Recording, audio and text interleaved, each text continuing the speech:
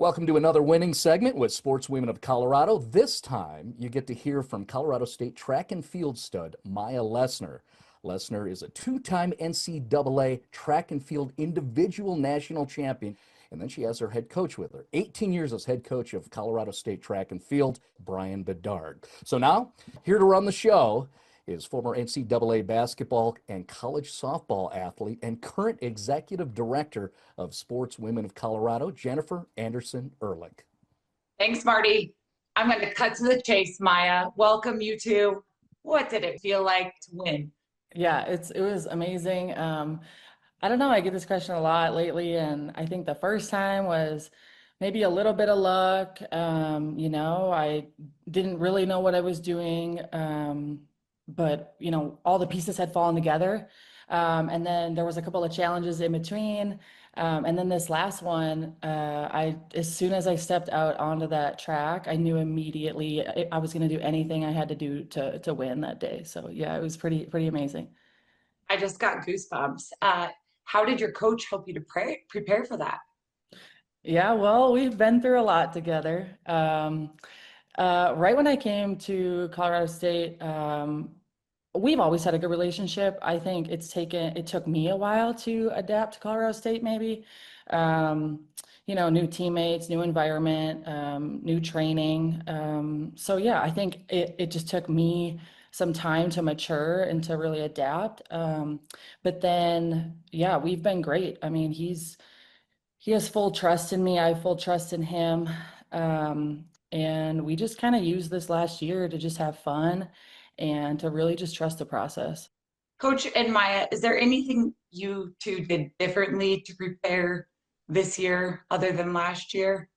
We just really wanted to have her focus on some technical cueing and really simplify some of her thoughts in competition, have joy in competing. Because sometimes if you watch Maya compete maybe 2 or 3 years ago, it didn't look like she was having a whole lot of fun, putting a ton of pressure on herself, and it looked like she was going to work at a bad job she didn't like. So I wanted to see her have more fun and joy when she competed, and she's really worked on that and started to accomplish that, and it's been fun to watch. I think me and Bedard have had a lot of conversations about the mental side of it because, I'm strong, I'm gifted on that side, but I think a lot of people don't talk about the mental part of the game a lot, and it's getting more and more talked about, which is great for any sport. To be able to, go talk to people and be like, hey, I'm having a tough couple of months, or this is what I'm thinking, this is what I'm feeling. So being open, um, because we're not all perfect and we're not just robots, like we are human beings. So I think I've taken the mental side more serious and really, been diving into that side of it more.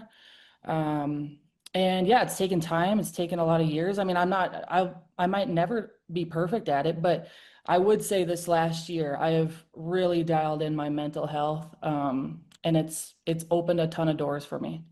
I think if I could tell anybody anything, it's that a lot of people are going to look at just the outcome, and that can even break you down, right? As just being a number or just being, Totally.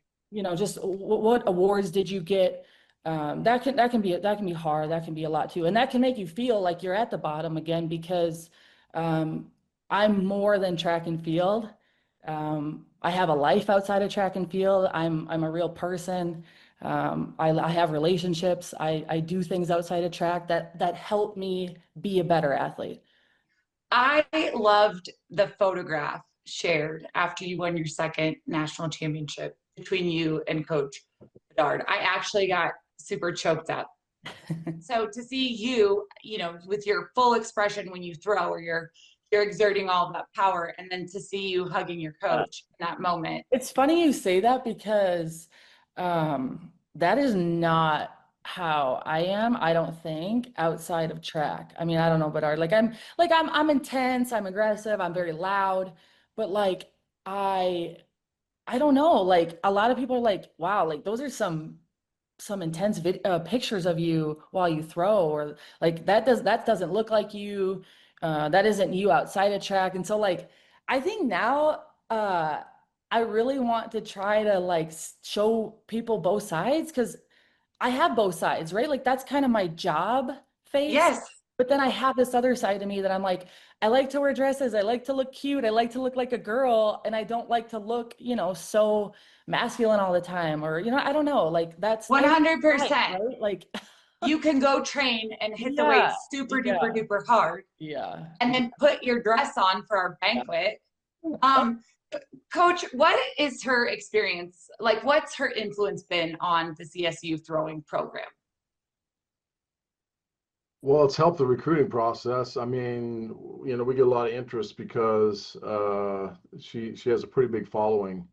So, and when, Maya competes and good things happen, our social media side kind of blows up, and, number of clicks on Colorado State track and field go way up. So that's helped out right there on the recruiting front. That doesn't mean I necessarily sign the kids, but at least I have some initial interest, right? Right. And then really good for our young athletes to see how it's done. How do I crack the code to get, from where I'm at to the NCAA championships, and how many steps are in between? And then even to see some of Maya's struggles is healthy for those guys too, to help them kind of see that journey.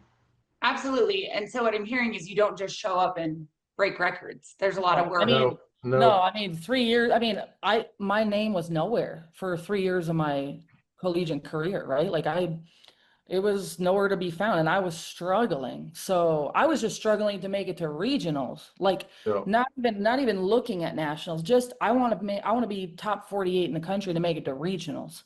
And now, and that is the stuff I remember, because that was tough. Like that is the grind. Right. Maya, what's up next for you? Real quick. Yeah, I mean, I am gonna continue to throw. I have 2 more meets this season, potentially 3. So Prefontaine, July 5th, and then USA's Nationals, July 31st. And then yeah, big goal, make it to Worlds. We go to Tokyo this year. So yeah, some really, really exciting things coming up. Can't wait to see what happens. Thanks so much, you two, for being here.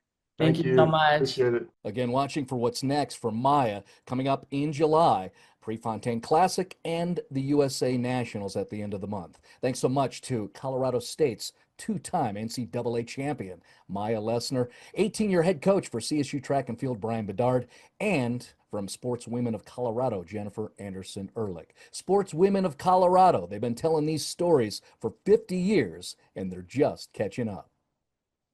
The Mountain Sports Report is brought to you by Sportswomen of Colorado. Learn more about their mission and work at sportswomenofcolorado.org.